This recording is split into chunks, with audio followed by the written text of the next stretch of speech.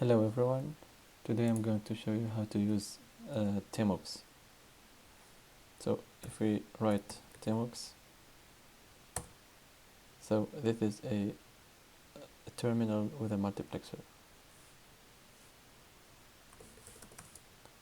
Now how to open a new Tmux window, so you just write Tmux and then new, so that meaning we want a new Tmux window and then -s, and then we give it a name, for example test1, and then we enter our Tmux terminal. Now here we can just write some commands, for example here the current directory or what we have in this directory, etc. Now in order to disattach from this Tmux, you just need to click to press Ctrl B and then press D, which means disattach. Now if you write Tmux ls, meaning how many Tmux we have,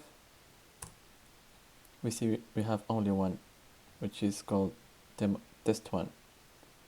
Now let's create a new one and we call it test2. Now to disattach it, we do the same, Ctrl B and then D, meaning disattach, and then Tmux ls give us that we have two windows. Now if we want to access one of those, we have to write Tmux and then we write attach